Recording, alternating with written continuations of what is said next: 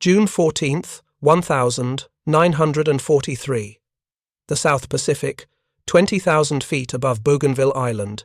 Captain James Walker of the 475th Fighter Group clutched his control yoke as his P-38 Lightning shuddered through turbulent air. The son of a crop duster from Oklahoma who had taught him to fly in rickety biplanes, Walker had joined the Army Air Forces in 1941 after Pearl Harbor. Now, as dawn broke over the vast Pacific, he would witness something that contradicted every assumption about aerial combat in this theater. What he saw in the next 3 months would transform air warfare and shatter the myth of Japanese air superiority forever.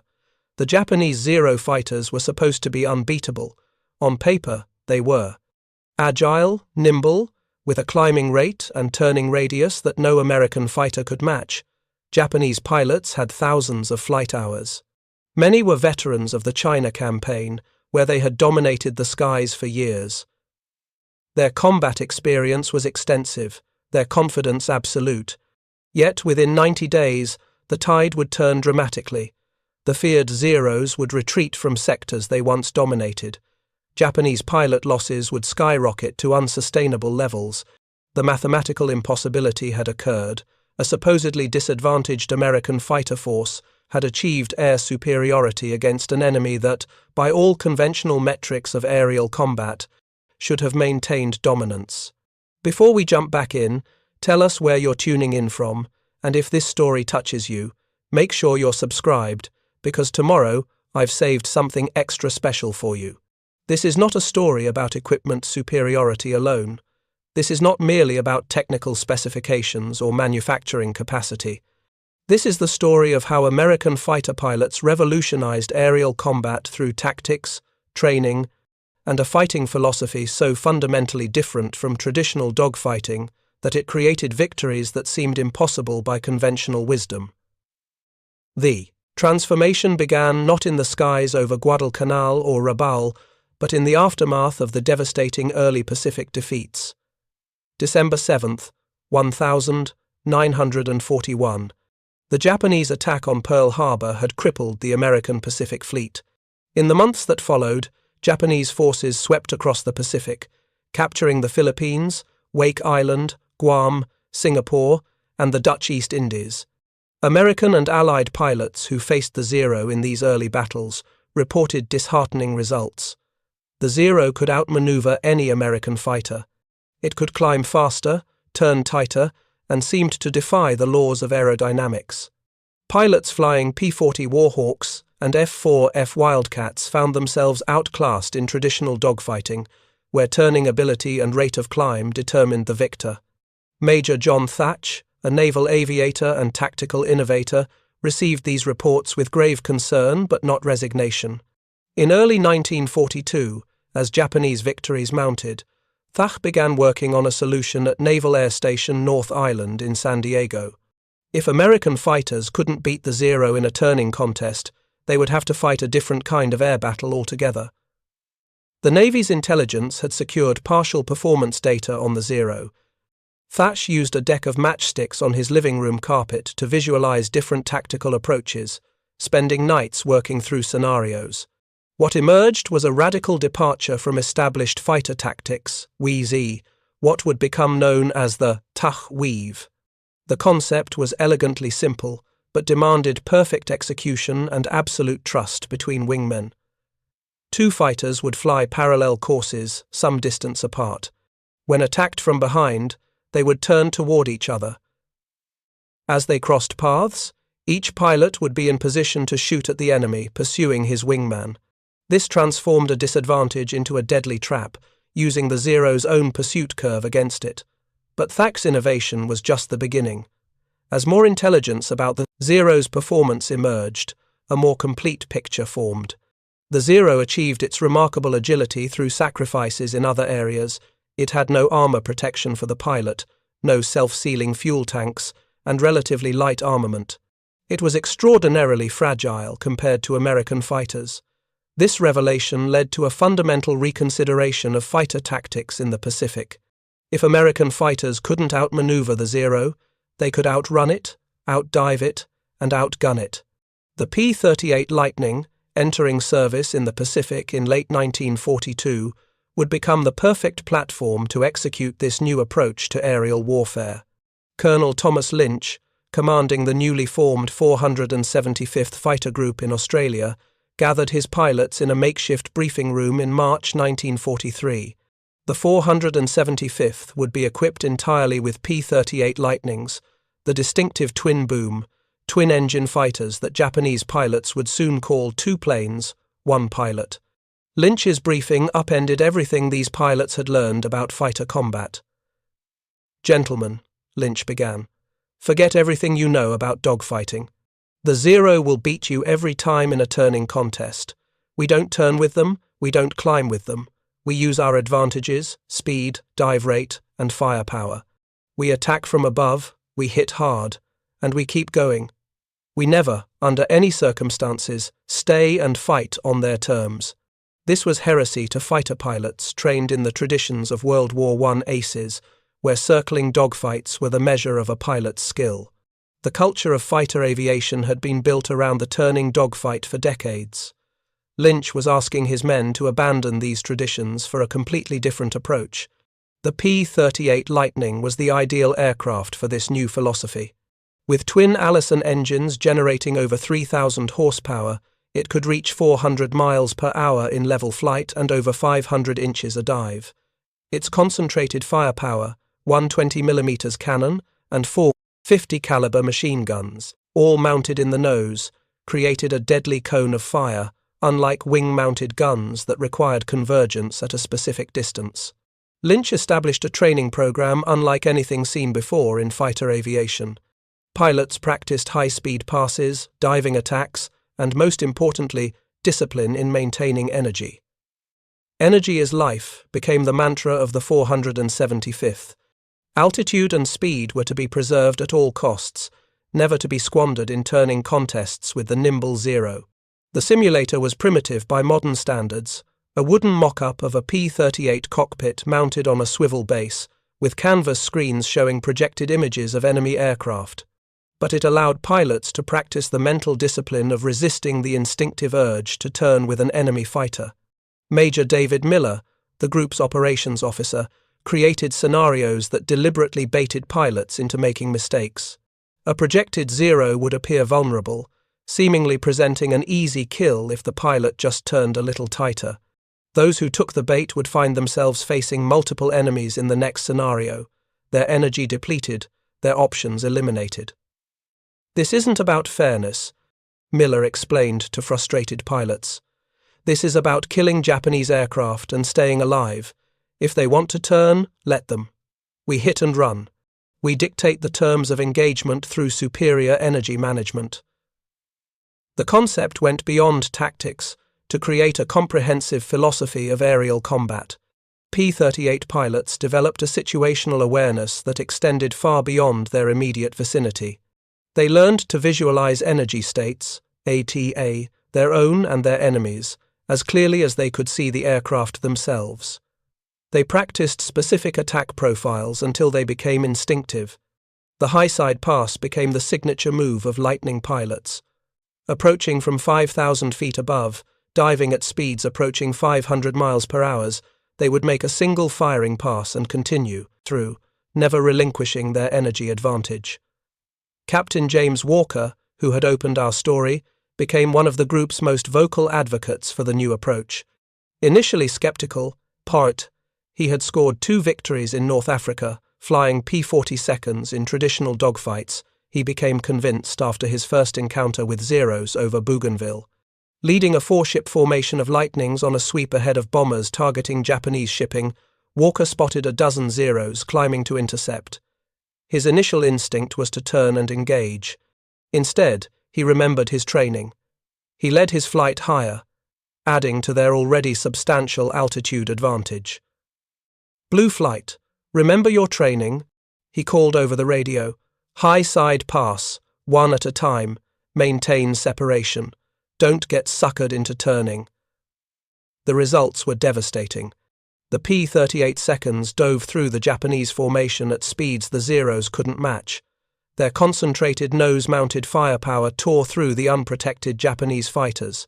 4 Zeros fell in the first pass alone, with no losses to Walker's flight. When the remaining Japanese pilots did what they had always done, turned tight to engage in a circling fight, they found only empty sky. The lightnings were already thousands of feet above them again, repositioning for another attack. Walker described it later in his after-action report. It was like we were playing an entirely different game. They were looking for a knife fight, and we brought rifles. We could choose when to engage and when to break away. They never had a chance. The word spread quickly through the 5th Air Force. What Walker's flight had accomplished was not an isolated incident or lucky encounter. It was the validation of a completely new approach to air combat, one that leveraged American strengths and exploited Japanese weaknesses. General George Kenney, commanding the Allied air forces in the Southwest Pacific, recognized the significance immediately.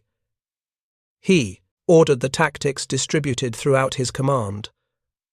P-37 Thunderbolt and F-4U Corsair squadrons adapted the energy fighting approach to their own aircraft's strengths.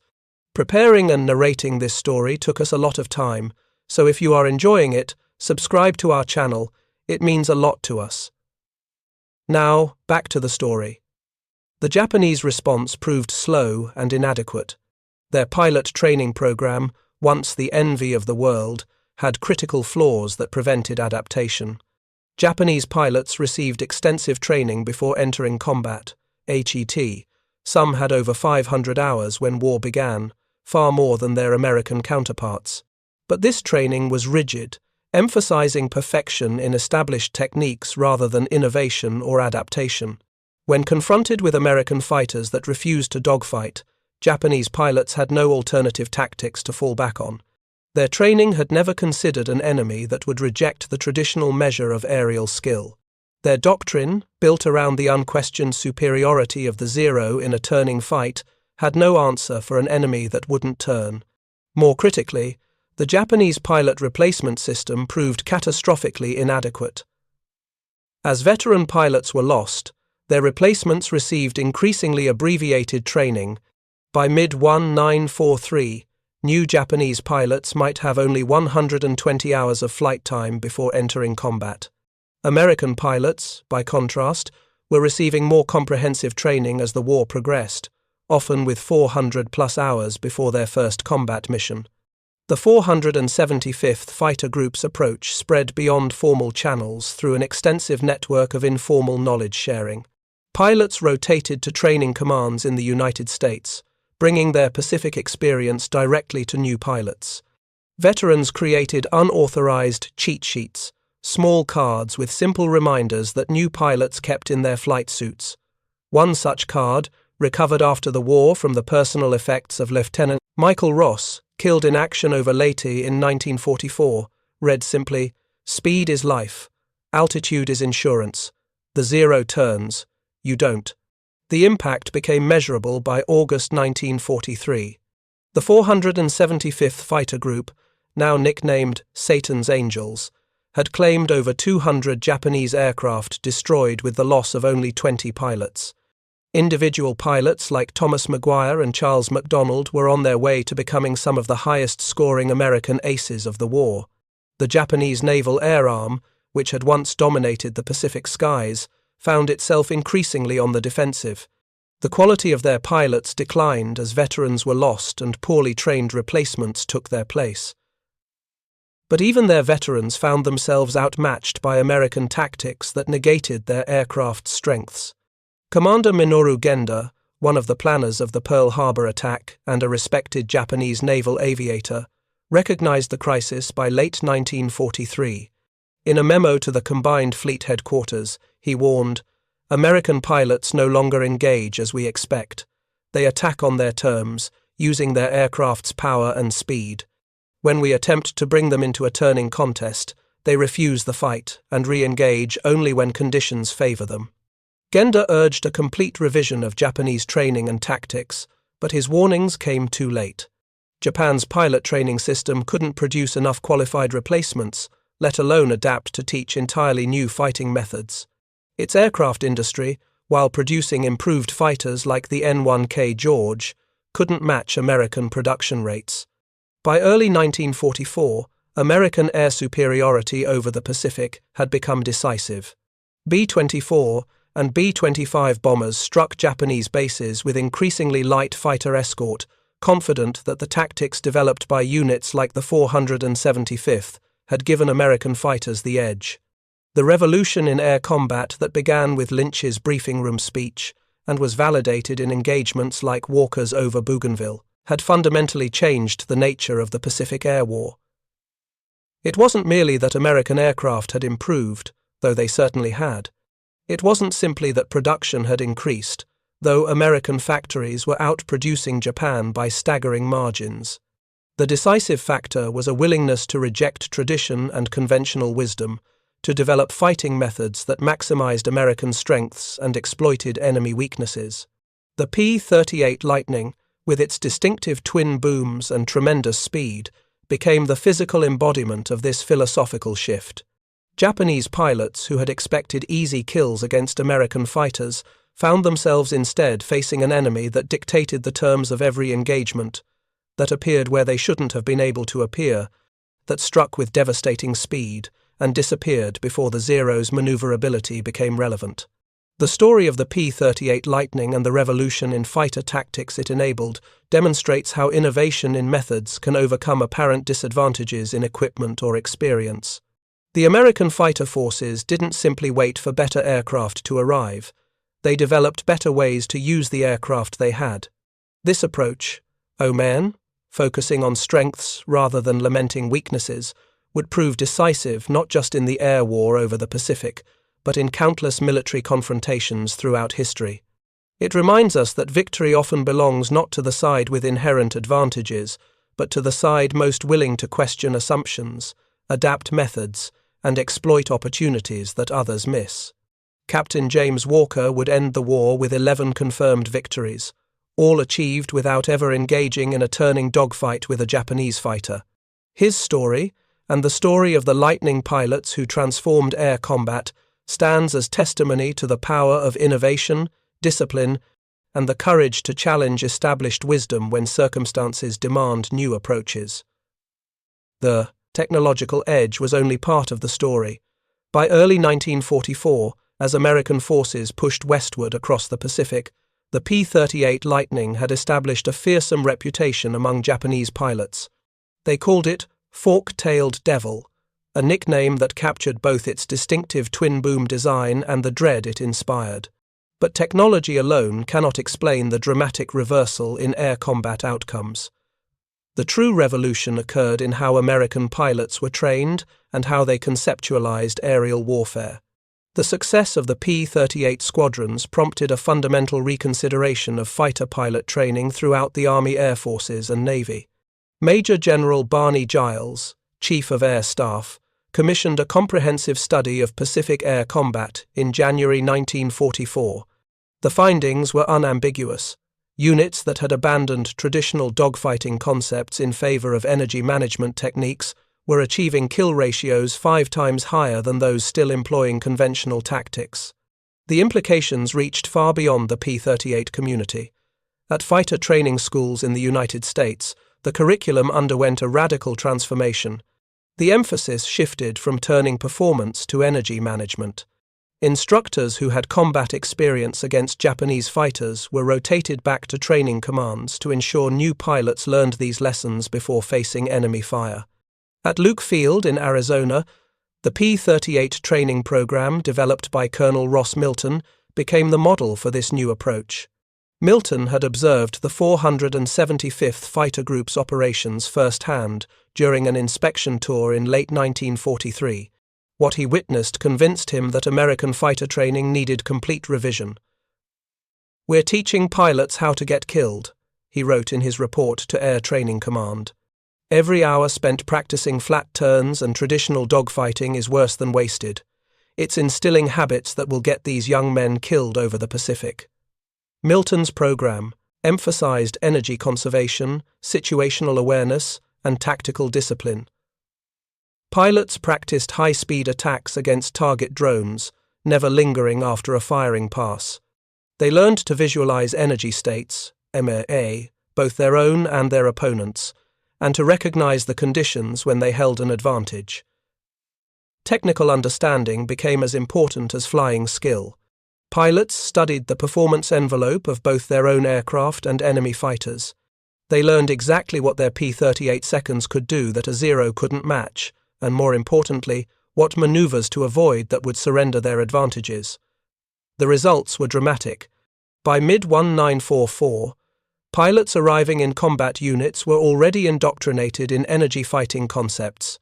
They required less on-the-job training and suffered lower casualty rates during their initial combat missions. The notorious first 5 missions, during which new pilots were most vulnerable, became less deadly as pilots arrived with tactical concepts better suited to the Pacific Air War. Technical improvements to the P-38 enhanced these tactical advantages. The J model, introduced in mid-1944, featured power-boosted ailerons that improved roll rate, addressing one of the few areas where earlier models had been lacking. Improved intercoolers and stronger engines increased its already formidable speed and climb rate. Dive flaps resolved compressibility issues that had plagued earlier variants in steep dives. Captain Richard Bong, who would finish the war as America's highest-scoring ace with 40 confirmed victories, exemplified the integration of technical knowledge and tactical discipline. Flying P-38 seconds with the 49th Fighter Group, Bong rarely engaged in extended dogfights. His approach was methodical, almost scientific in its precision. "I never try to be a hero," Bong told war correspondents in a rare interview at Tacloban Airfield in late 1944. "I have a job to do: destroy enemy aircraft while preserving my own plane and my own life. The best way to do that is to attack when I have the advantage and leave when I don't. There's nothing sporting about war." This sentiment, that aerial combat was not a sport but a deadly serious business, where results mattered more than style, represented a profound shift in fighter pilot culture. The romantic notion of the Knight of the Air, engaging in honorable single combat with a worthy opponent, gave way to a more pragmatic approach focused on mission accomplishment and survival. The Japanese Air Forces, meanwhile, struggled to adapt. Their training system, once the envy of the world, revealed critical structural weaknesses as the war progressed. The initial cadre of Japanese naval aviators had received incredibly thorough training. Some had accumulated over 800 hours before seeing combat. This created the elite force that had dominated the early Pacific War. But this training system couldn't produce replacements at the rate combat was consuming pilots. As veterans were lost, their replacements received increasingly abbreviated training. By 1944, new Japanese pilots might have less than 100 hours before being thrown into combat against American pilots with 4 times that experience. Commander Saburo Sakai, one of Japan's leading aces who survived the war with 64 victories, described the deterioration in a post-war interview. In 1942, a pilot trainee might spend a year before being considered ready for combat. By 1944, we received replacements who had barely mastered takeoff and landing. Sending them against American fighters was sending them to die. The Japanese naval air arms philosophy compounded this problem. They had built their force around an elite cadre of quality pilots, rather than developing a system that could produce adequate replacements in quantity. When these elite pilots were lost, the system couldn't adapt. American intelligence tracked this decline through signals intelligence and prisoner interrogations. By mid-1944, 5th Air Force intelligence briefings noted, "Enemy pilot quality continues to deteriorate. Recent combat reports indicate decreased aggressiveness, poor formation discipline, and tactical rigidity." The technological balance had shifted as well. The A6M0, revolutionary when introduced in 1940, was approaching obsolescence by 1944. Its lightweight construction, which had enabled its remarkable agility, became a fatal liability against the increasing firepower of American fighters. The concentrated firepower of the P-38's nose-mounted weapons, SM, 120mm cannon and 4 .50 caliber machine guns, could tear a Zero apart in a fraction of a second. A brief burst from a lightning's guns could shred the unarmored Japanese fighter. Even glancing hits often ignited the Zero's unprotected fuel tanks. Japanese designers recognized these vulnerabilities and developed improved fighters like the N-1K George and the J-2M Jack. These newer types featured armor protection, self-sealing tanks, and more powerful engines, but they never reached production in sufficient numbers to change the overall balance in the air. The Mitsubishi J-2M Raiden, developed specifically to counter high-altitude American bombers, had performance that rivaled the P-38 in some respects. But by the time it appeared in significant numbers in late 1944, Japan's pilot quality had declined so severely that technical improvements couldn't compensate. Captain Thomas Maguire, commanding the 431st Fighter Squadron of the 475th Fighter Group, encountered one of these improved fighters over Luzon in December 1944. In his after-action report, he noted, "The enemy aircraft, believed to be a Jack, displayed performance superior to the Zero. However, the pilot failed to exploit his aircraft's capabilities, making elementary tactical errors that allowed me to maintain energy advantage throughout the engagement." Maguire's observation highlighted a crucial truth about aerial combat, ISA. The human element remained decisive, even as technology evolved. The best aircraft in the hands of a poorly trained pilot was no match for an average aircraft flown by a pilot with superior tactical understanding. The P-38 Lightning's greatest contribution to the Pacific Air War wasn't just its impressive performance specifications. It was that it became the catalyst for a revolution in fighter tactics, a revolution that spread throughout American fighter aviation and fundamentally changed how air combat was conducted. By early 1945, the once feared Japanese air forces were in terminal decline. During the Philippines campaign from October 1944 to January 1945, 5th Air Force fighters claimed over 600 Japanese aircraft destroyed against the loss of only 31 American pilots. Such lopsided exchange ratios would have been unimaginable in 1942. The Kamikaze campaign, which began in October 1944 at the Battle of Leyte Gulf, represented a tacit admission that conventional air tactics had failed. By converting aircraft into guided missiles, the Japanese Naval Air Arm effectively conceded that their pilots could no longer compete in traditional air combat. P-38 Lightning squadrons were among the most effective at countering these suicide attacks. Their speed allowed them to intercept kamikazes further from the fleet, and their concentrated firepower could destroy enemy aircraft with shorter firing bursts. Critical when facing an opponent who would continue flying even when fatally hit, so long as his aircraft remained somewhat controllable. During the Okinawa campaign in April-June 1945, the 475th Fighter Group was tasked specifically with intercepting kamikazes before they could reach the invasion fleet. Operating from Ieshima, they flew continuous combat air patrols, intercepting inbound raids at maximum range from the fleet. Major James Walker, now commanding the 433rd Fighter Squadron, developed specific tactics for kamikaze interception. "We don't chase them from behind," he instructed his pilots. "A kamikaze pilot doesn't care if he's hit as long as he can stay airborne long enough to reach a ship. We intercept from the front or high side and aim for the cockpit or engines. Make that first burst count." Walker's approach proved devastatingly effective. During one notable engagement on the 12th of April 1945, his squadron intercepted a formation of 15 kamikazes, escorted by fighters. In the ensuing battle, they destroyed all 15 attack aircraft and 4 escorts without losing a single P-38. The technical and tactical revolution that began with the introduction of the P-38 to the Pacific theater reached its culmination in these final campaigns. American fighters achieved a level of dominance that transformed the nature of the air war. By the war's final months, American bombers often operated with minimal fighter escort, ISA, not because escorts were unavailable, but because Japanese interception attempts had become so rare and ineffective.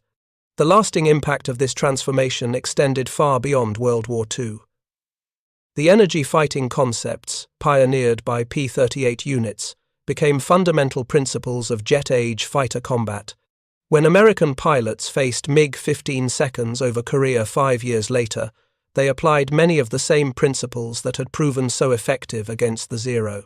Colonel John Boyd, whose energy maneuverability theory revolutionized fighter design and tactics in the 1,960 seconds, acknowledged his intellectual debt to the Pacific theater experience.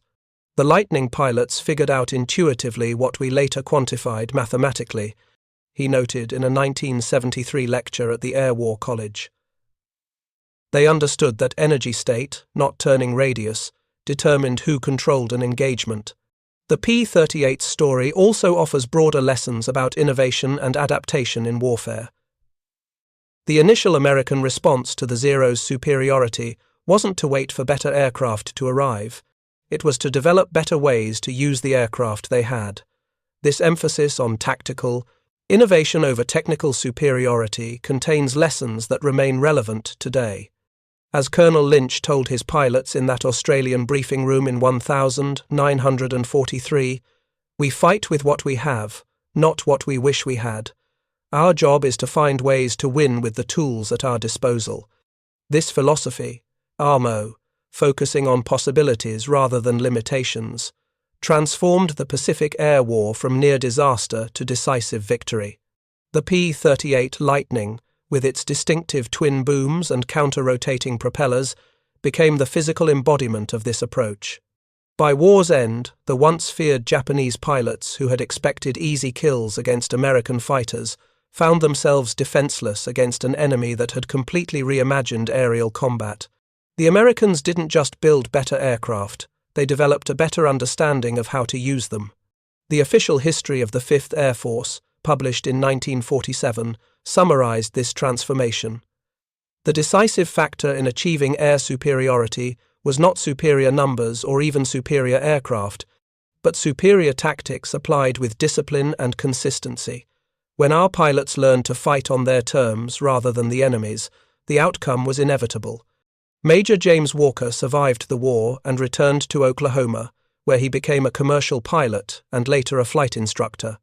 In a 1975 interview for an Air Force oral history project, he reflected on his experience. "The P-38 wasn't a perfect aircraft, nothing is. But we learned to maximize its strengths and minimize its weaknesses. That's the real art of warfare, not having perfect tools, but using the tools you have perfectly." This philosophy extended beyond the cockpit to the entire American air effort in the Pacific. From maintenance crews who modified aircraft in the field to intelligence officers who analyzed enemy capabilities to training commands that prepared new pilots, the entire system adapted and evolved based on combat experience. Major General Paul Wurtsmith, commanding the 13th Air Force in the final year of the war, captured this holistic approach in a memo to his command in February 1945. "Our advantage lies not in any single factor, but in the integration of all factors, technical, tactical, and human, toward a common purpose. We have created a system that learns, adapts, and improves continuously." The story of how P-38 Lightnings and their pilots transformed the Pacific Air War offers enduring lessons about the nature of innovation and adaptation in conflict. It demonstrates that victory often belongs not to the side with inherent advantages, but to the side most willing to question assumptions, adapt methods, and exploit opportunities that others miss. When Japanese pilots encountered American P-38 seconds racing at 400 miles per hour, they faced more than just a fast aircraft with powerful engines and devastating firepower. They faced a revolution in thinking about aerial combat, a revolution that turned their expected easy kills into their own destruction. The twin-boomed American fighters, initially underestimated by Japanese pilots confident in the Zero's superiority, became the instruments of a fundamental shift in aerial warfare. What began as tactical adaptation to counter a specific threat evolved into principles that would shape air combat doctrine for generations. As the war in the Pacific reached its climax in 1945, the once feared Zero had been relegated to kamikaze missions, ES, a weapon of desperation rather than dominance. The P-38 Lightning, initially deployed as just another fighter type, had become the catalyst for a revolution that transformed not just the equipment of aerial warfare, but its underlying concepts. The lesson endures. True innovation lies not merely in developing new technologies, but in developing new ways to employ them. The pilots who flew the Lightning to victory over the Pacific understood this truth. They didn't just fly their aircraft, they reimagined what air combat could be. Their legacy lives on in modern fighter tactics, where energy management remains the fundamental principle of aerial engagement. It lives on in military education, where their experience provides case studies in adaptation and innovation. And it lives on in the broader understanding that victory in warfare depends not just on the quality of weapons, but on the quality of thinking behind their use. The Japanese pilots who expected easy kills against American fighters in 1942 could not have imagined how completely their expectations would be shattered. By 1945, it was American fighters that dominated the skies, American pilots who dictated the terms of engagement, and American tactical concepts that defined the nature of air combat. The P-38 Lightning, with its distinctive silhouette and devastating performance, became the physical embodiment of this transformation. But the true revolution occurred in the minds of the pilots who flew it, men who rejected conventional wisdom, embraced innovation, and created victory where defeat had seemed inevitable. Their story reminds us that in warfare, as in all human endeavors, the greatest victories often come not from superior resources, but from superior thinking, FAA, from the courage to question established methods, the discipline to implement new approaches, and the vision to see possibilities where others see only limitations. Up next, you've got two more standout stories right on your screen. If this one hit the mark, you won't want to pass these up. Just click and check them out. And don't forget to subscribe and turn on the notification bell so you don't miss any upload from us.